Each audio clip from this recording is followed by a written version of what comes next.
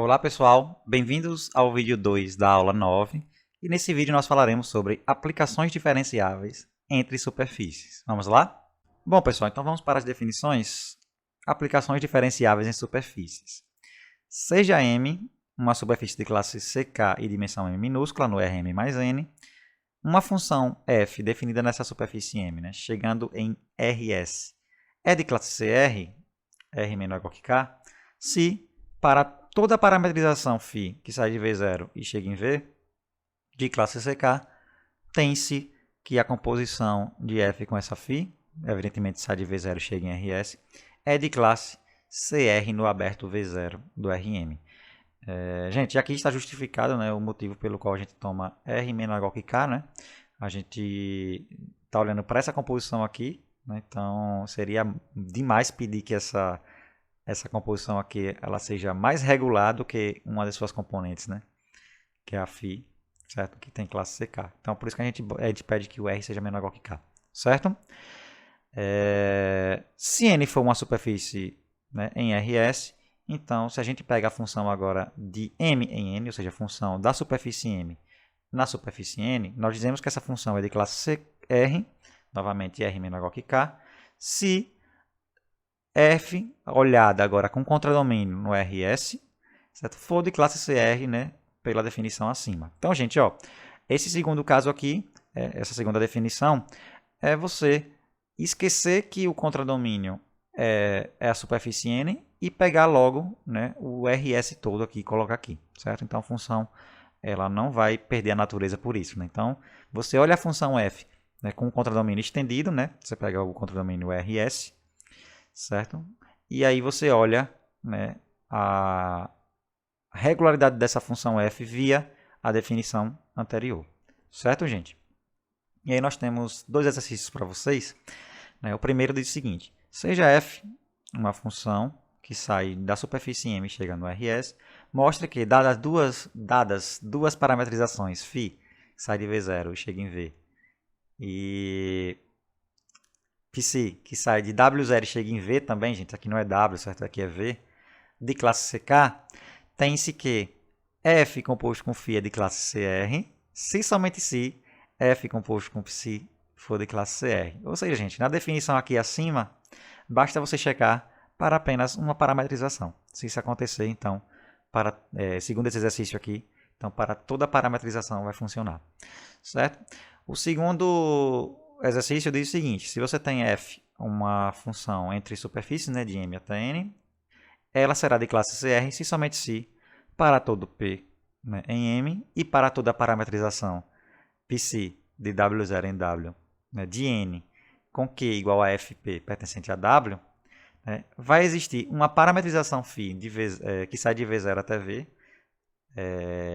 com P pertencente a V, F de V contido em W, de modo que, se você faz essa composição aqui, gente, Psi a menos 1 composto com F, composto com φ, que sai de V0 e chega em W0, isso aqui seja de classe CR. Evidentemente que essas parametrizações aqui que eu coloquei são todas de classe CK, certo?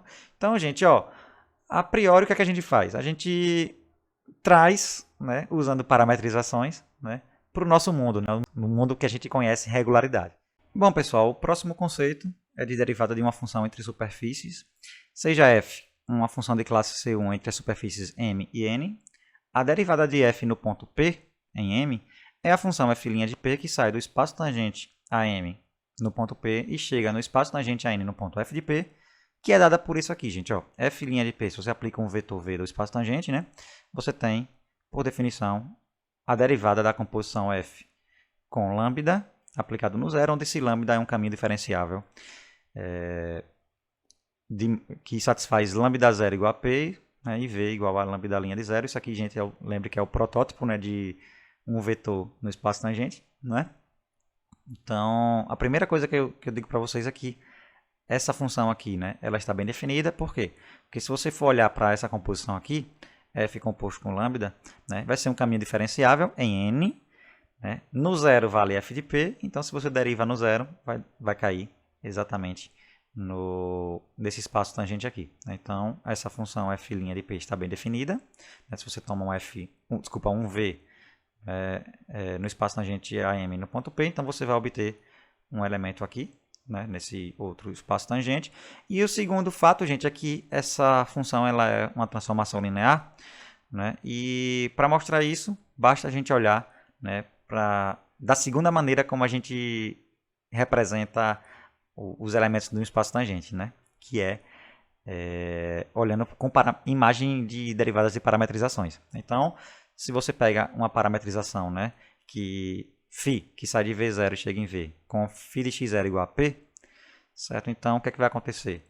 A gente sabe que se V está, né, no espaço tangente AM no ponto P, então V é um φ' de x0 aplicado a um V0, né, no Rm, certo? Por definição.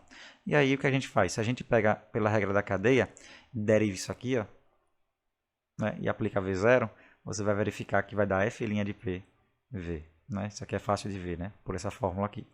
Certo? Então, gente, ó, a gente consegue representar f' de P, V como sendo f composto com φ' de x0, né, no ponto V0.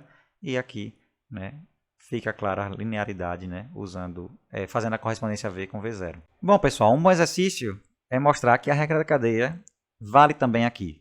Né? Então, se você tem f, né, uma função de classe CR, né, que sai de uma superfície M e chega numa superfície N, e G, também de classe CR, uma função que sai da superfície N e chega numa superfície P, então você tem que a composta de G com F, que sai de M e chega em P, também será de classe CR, e se você deriva essa composição aplicando no ponto P, você vai encontrar a derivada de G aplicada em F de P, composto com F' de P. Certo? Gente, a definição de diffeomorfismo se dá da seguinte forma. Ó. Dizemos que uma função f que sai de M e chega em N é um diffeomorfismo de classe CR quando f for de classe CR, óbvio, né? E f possui uma inversa, que vamos chamar de G, que também será de classe CR. Certo? F possuir, desculpa. Nesse caso, gente, se você for calcular a derivada de f, né, aplicado no P, isso aqui vai ser um isomorfismo, certo? E a inversa será a derivada da G, certo? Aplicada em Q, certo? Então, isso aqui é uma consequência, né? Mas isso aqui é a noção de diffeomorfismo para a gente, certo?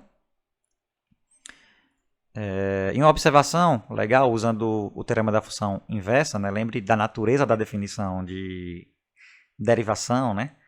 De classe CR, desculpa, de funções definidas entre superfícies, né? Então a gente consegue, como é que eu posso dizer, manobrar de modo que a gente consiga usar o teorema da função inversa, né, para verificar o seguinte fato, gente. Ó, se você tem que f' de P, né, para algum P é um isomorfismo, certo? Então a gente consegue mostrar que f aplica diffeomorficamente uma vizinhança aberta a U, certo? De M, né, uma vizinhança aberta relativa, que contém P, certo? Numa vizinhança aberta, né, V de N, né, também relativa. Bom, pessoal, é através desse fato aqui, ó, dessa observação, que a gente define diffeomorfismo local. Então, dizemos que uma função f que sai de M e chega em N é um diffeomorfismo local se f' de P, ou seja, a derivada de f no ponto P, for um isomorfismo para cada P em M, certo? E para finalizar, gente, esse vídeo e a aula, né? A aula 9, nós temos dois exemplos aqui. O primeiro, gente, é a forma mais fácil, né, de se encontrar funções regulares, né, definidas em superfícies. Então, se você tem uma função f maiúsculo, né, sai de um aberto U do Rn e chega no Rs, digamos de classe CK, né, e você tem uma superfície M contida nesse aberto U, então se você faz a função restrição, né, dessa f maiúscula para essa superfície, vamos chamar de f pequeno, né, f minúsculo, então essa função f minúsculo será uma aplicação de classe CK, certo? Então é uma maneira mais simples de você obter funções regulares, né, em superfícies.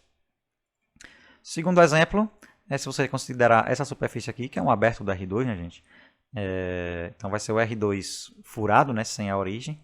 E você pega essa aplicação aqui, gente, ó, f de z como sendo z sobre norma euclidiana de z, certo? Vírgula log da norma de Z. Isso aqui é um diffeomorfismo de classe C infinito, beleza? Sobre a sua imagem, né? Quem é a imagem? Vai ser esse cilindro aqui, né? S1 cartesiano R. E a sua inversa, né? Ela é dada por G, U de T, igual a exponencial de T vezes U, onde U pertence a S1 e T pertence a R. Certo? Então, 2 exemplos aqui para finalizarmos o vídeo e a aula. Espero que vocês tenham gostado. Nos vemos na próxima aula. Até mais.